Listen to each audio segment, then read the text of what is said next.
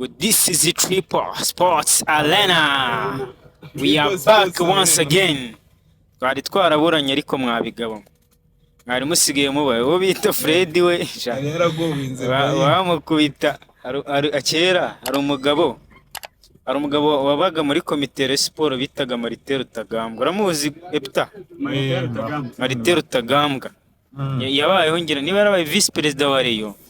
Umunsi umwe yari radio yigeze kumuhamagara amazi ati bari batumiye icyo gihe Sadati. Amazi batari ko se bati iyo urebye ibyo Sadati yakorereye Rayon bibi wamukorera nk'iki ati usibye ko wenda ari umunyamuryango kandi Rayon Sport ari umuryango ati naho ubundi ibyo Sadati yakoreye Rayon Sport ugiye kubihanira bamushyira nko muri stade bakamurasa asetse aga video narakagiraga mani sinzi niba nyikagira kabisa ngo niruta Marite Rutagambwa Epitase waramuzi Martin rero umuntu bita Fred nawe ibintu amaze iminsi nkorera yereka nk'aho mukubita inkoni ijana kunda no kumukubita agakoni kunda naho kubita inkoni ijana kunda yahita batayari we ngo bimeze biki ni amahoro kabisa twari twaraburanye ibintu muri siporo bimeze fresh. Chelsea iri kwitwara neza, Arsenal iri kwitwara neza, Man City iri kwitwara neza. Ndashaka umuntu witwa Denis ambwira kuri Manchester United bimeze bite ubundi. Manchester United ni ibibazo gusa. Ibibazo gusa ubu byaburiwe igisubizo mu by'ukuri. Manchester ibibazo biracyagoranye ariko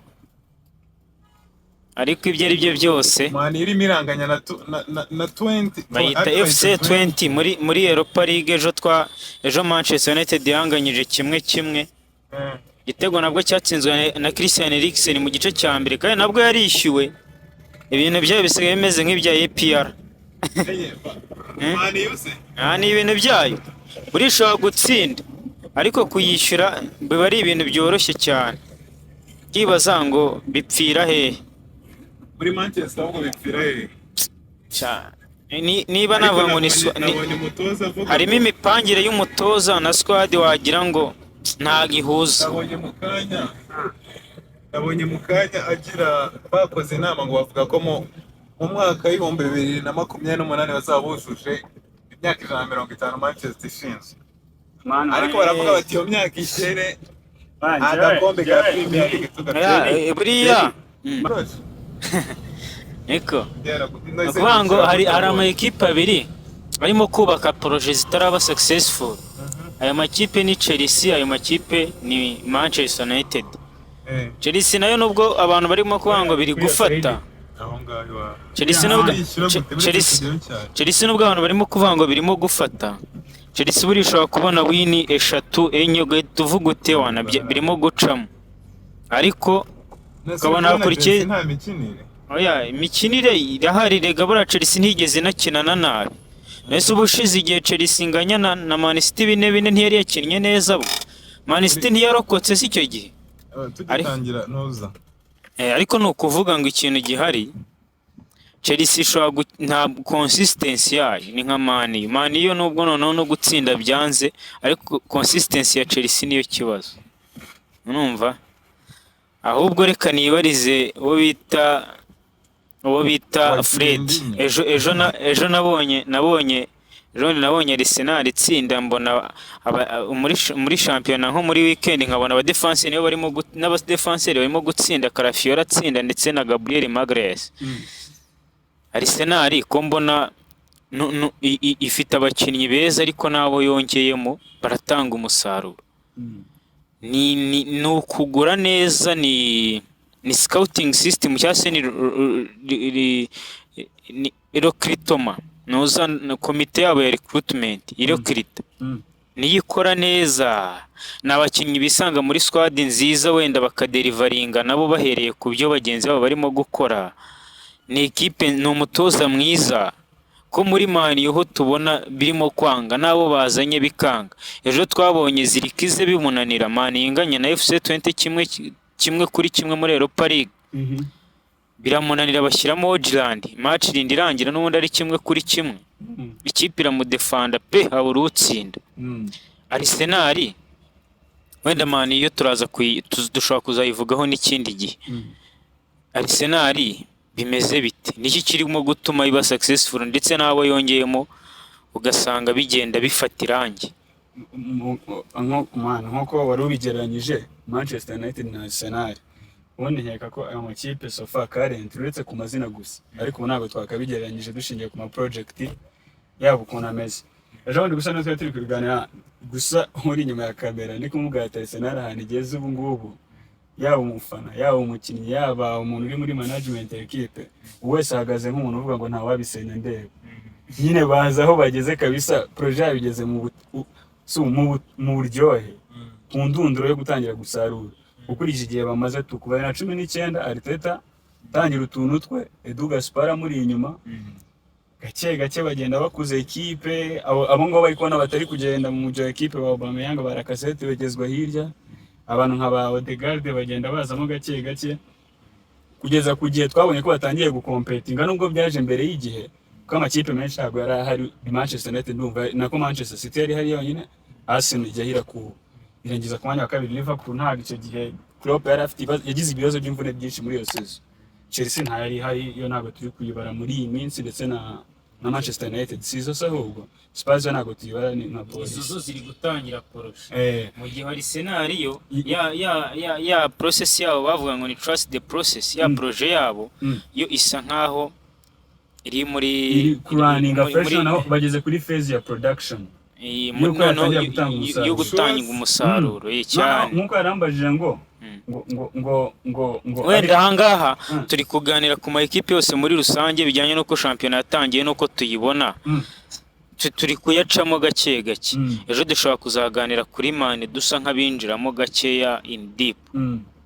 Ese Man City tubona hariya ko tuzi ko imwe mu ntware imwe mu navuga ngo kimwe mu bintu by'ingenzi kugira ngo ubashe gutwara igikombe nuko uba ufite umwataka. Turabona Erling Haaland muri match muri journée 5 hafi 5 afite ibitego 10 niwe top scorer kugeza ubu. Vuga ngo muri match byibuze wamubarira ibitego 2.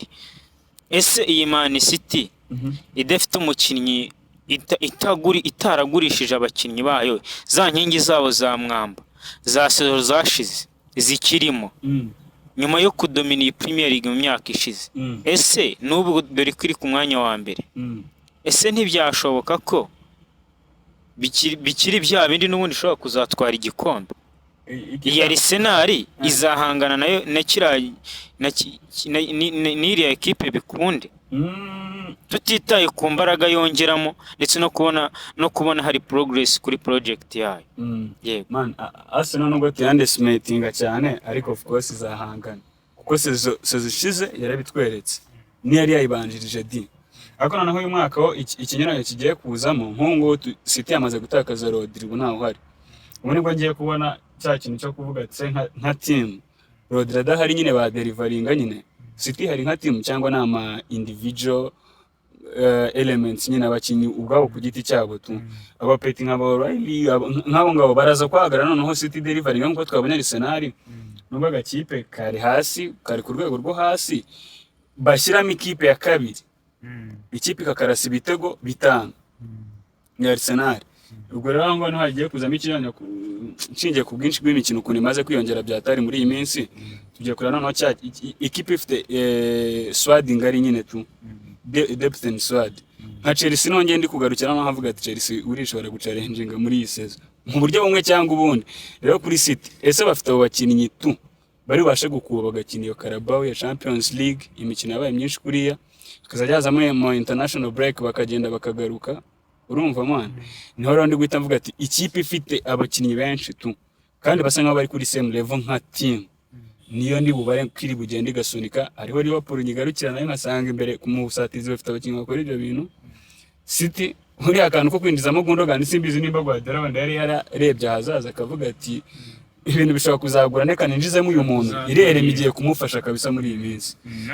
Nanjye nibyo mbona City still nkuko byahoze mu myaka wenda nk'icumi ishize yari ikipe usibye kubira imbere mu kurusha izindi bikombe, yari ikipe ifite depth inside navuga ngo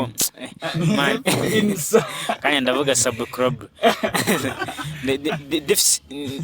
ziko ryananiye kubivuga yari ifite swadile naf katubivuge muri ubwo buryo swad ihagije numva swad ihagije abakinnyi kabisa kandi bari kuri same level nyine ubona ko nakinyuranye yego kugeza na n'ubu usibye kuvuga ngo Rodri yagize imvune no muri Arsenal ishobora numva Odegaard kuva muri international break yaragize imvune Rice amakarita y'umutuku ntabwo yari ahari Rice ibyo ngibyo byose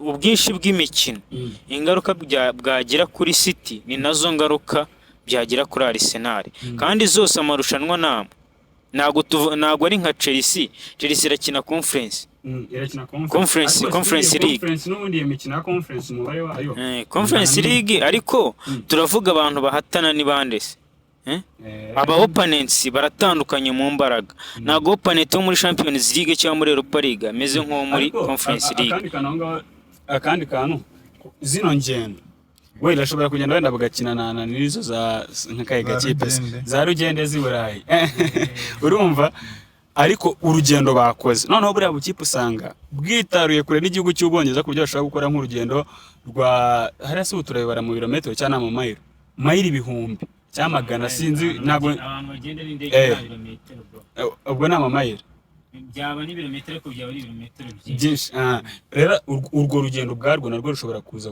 kuba imbogamizi ku makipe nka za Chelsea wenda bakaba bategegura n'ikipe ikomeye ariko urwo rugendo bakoze ubwarwo gusa karugiramo ikibazo pani ikibazo nyine ubwarwo rukabatera uwo munaniro bituma n'ubundi umukinnyi wakinnye Champions League n'uwakinnye Conference still n'ubundi usanga umunaniro ujya kungana kuko ni iminota 90 batera uretse ko level ya match yawe atandukanye tu ahubwo wowe City enda twari tuganiriye tugerageje guca muri ayo ma equipe tuvuga kugeza ubu ngo biri ku mwanya wa mbere ni Manchester City ya kabiri ngirango ni Arsenal Liverpool hafa Liverpool kuyibona uti ntabwo biri kugutera mukunda abona Arne Slot yatungurana Liverpool nta bisa nkaho Arne Slot atagiye kure cyane y'imikinire ya Jurgen Klopp iyo ndebye n'abakinnyi baracyari babandi kandi urabona ko ba delivering ariko City irakomeye kereka habayeho gutungurana mu by'umupira w'amaguru ubyo City ikomeye cyane kurusha hari n'ikinyuranyo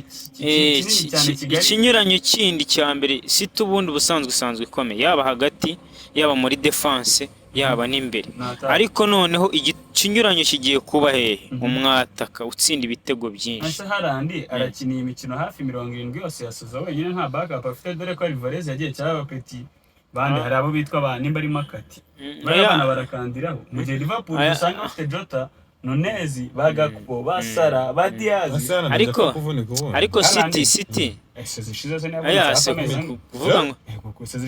kuvuga ngo nagajya apfa kuvuga ariko nubundi agaruka asanga yarabandikiriye rega kuvuga ngo nagajya avunika nashobora no kuba tarasanzwe tumuzi imvune nyinshi ariko akaba yavunika kuko iyi mikino igiye kuba myinshi byatari uziko kubwira ko imikino ya Champions League uburyo yanganaga yongereho imikino 128 bro ni myinshi none ubwo ziboro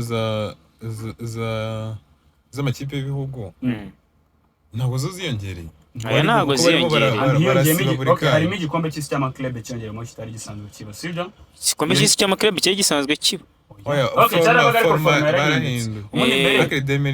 2025 ntese twahageze ubwo mu bwahangaye impamvu mbigarutseho nuko nta karuhuko kazaba wenda ariko abakinnyi numvishe barimo kubirwanya nayo ni debate tuzaganiraho bavuga bati FIFA yo irareba amafaranga ariko ntago ireba umukinnyi ejo nabonaga wo bita Wengi Missan na Ange Postecoglou umutoza wa Tottenham bavuga bati ni ibintu bigiye kuzaba bibi kubera ko abakinnyi barimo barashyirwaho akazi kenshi kandi nabo n'abantu amakipe nagiye kuzajya ategeka kugura nk'abakinnyi 40 kuri Chelsea ariko cyangwa Ball yararebye Chelsea ariko Chelsea projet ya Chelsea ni ikintu tuzaganiraho by'umwihariko nagiye kwambonesha bundi nagiye kwambonesha oya Frey nagiye kwambonesha barinye kandi Frey none se Frey nagiye kubona mbona ejo bundi Chelsea yongera amasezerano uwo bita Nicolas Jackson. No ibaze oya none se ariko deliveryinga ku rwego turi 2024 yari afite nk'imyaka nk'itanu asigaje kuri kontara ye bahita mukubita indi 2033 Boy ni umusaza ahubwo none se umukinnyi yakoze ikintu gipfuye ahubwo Jackson afite imyaka ingahe oya ntabwo tubara imyaka bro none se ubona uza ko yabaye flop Hazard ajya muri Real yarashaje Anthony se byagenze bi nibyo ni ukubwira nyine ibaze noneho reba nk'Anthony ukuntu yabaye flop reba nk'Anthony impamvu rero waje ngafite imyaka ingahe ikiza cy'abantu bajama Boy hano namutinyiye none se ntare kwira mupeti we uragaraga ntagiye muri Atletico ntiyaragiye ndetse nubwo amasezerano ndahaburaga imyaka mike ngira arangire nawe nakweri kurangira vuba ngaha rero ikiza cy'abantu bajama ya Joe Felix Nagasope yabaye baraguze ariko ikiza baraguze buri wese yaraguze mbere Joe Felix ijoro rimwe kabisa waje mbere ni mu ijoro rimwe ariko baragaragara abanza aragurwa bahita bagura Felix icyo ko Chelsea nta sope yari yanze gusapinga nyine impamvu yaravuze ati mwebwe ibintu murimo wapi mwebwe nuko agaragaye agarutse amaze gukora test tudiringa kuri garaga mu mutware natwe tudiringa kuri Felix ukwacu ahubwo impamvu nayinzanyemo akantu k'imyaka ikiza cy'abantu baje mu bato haba hariho n'akantu ka resale value igihe byanze byibura banamugurisha bakamwungukamo nicyo kintu ngarukira kuri iyo myaka nyine ariko we yasigaje kontra y'igihe gito ashobora kuba yatekanye ikintu gisoze yigendera ariko iyo gihari n'ubundi wamugurisha kongera ukayamukuramo Jackson nagaritala Jackson ubushobozi bwo gushidikanyaho nabyumvishije muri West Ham wabonye delivery Brad Jackson kamubwira niyo yatsinze igitego agitsinda yahushije ibindi nka bita none ntagire rega okay noneho jewe okay nago mwise moto ariko man Premier League si season ya kabiri gutera ntabwo ari eka muhe time azakora n'umwana ukiri mutoyi nyine ugira gutya kana aya nabo ni bine man ni bine koko mu top scorer wa kabiri muri Premier League ni Luis Diaz man ufite bitanu afite bitanu ariko na Jackson nyamara ndumva birengera Jackson afite yatsinze bibiri nese yarabuze ibindi bitatu yari afite bibiri okay ntabwo bitanu bigeze nyine ni umwataka mwiza uzi ko turi mu mikino itanu n'imikino itanu uzi ko ubushize yatsinze ibitego 17 yamaye 14 harya ntago nanjye nibuka umubare 14 cyangwa 17 ariko mwamugize 11 no bitishimwe Fisto muri Marine yarabitsinda uwo bita muri aperi birarangiye uwo bita Boy ngiye projet nuko n'ubundi tuzayiganiraho ariko reka turi guca mu equipe gake turimo no guha abantu yambo tubereka ko twagarutse reka nkubaza ka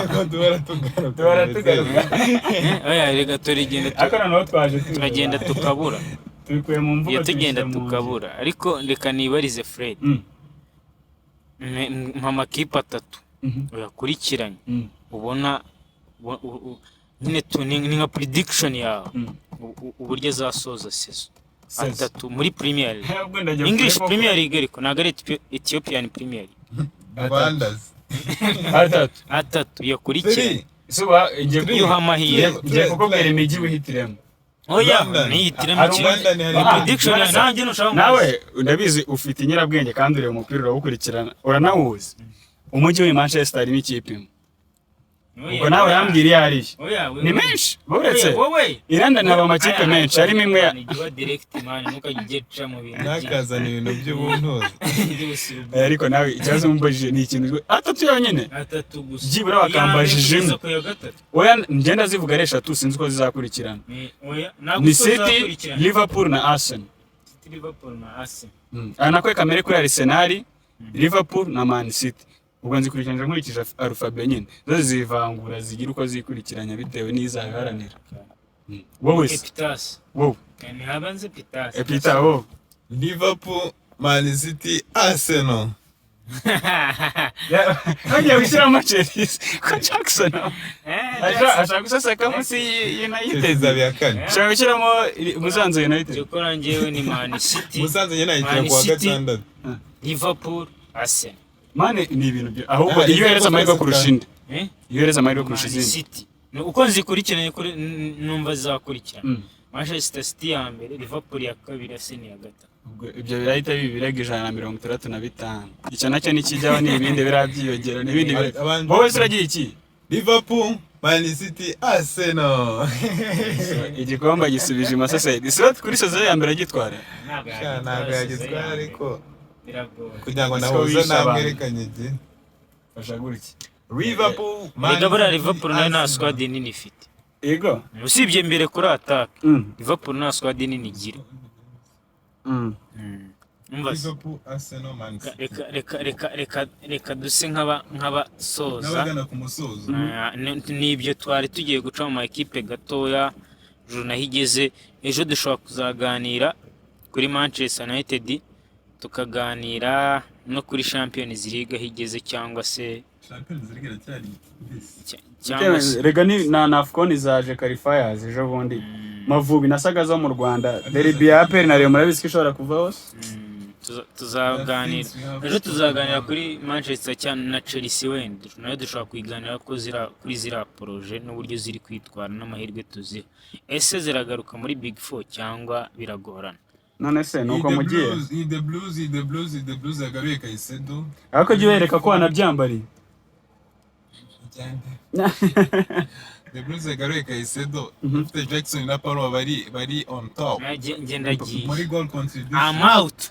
You're out. Urumva? Asa warataka kumpagira umukinnyi n'umusimbura muri Chelsea gahereza. Ibyo tuzapanga rero tuvuga kuri Chelsea na Man, ibyo byibare. Abasimbura b'ikipe ya kabiri hariho bacu kwa Meka, harimo abo ngabo ni abasimbura b'ikipe ya kabiri. Andi bandi ni bande bagiyemo Bande muri Chelsea. abasimbura b'ikipe ya kabiri Ya Chelsea. Era mwiza. Akajya muri defense badisaswa sigara aba bench. Ndi kukubwira ekipe ya mbere ari na ekipe ya kabiri. Ehe. None abasimbura ekipe ya kabiri. Abasimbura ikipe ya kabiri. Nabo. Ogucuku. Ogucuku ari agakire bike.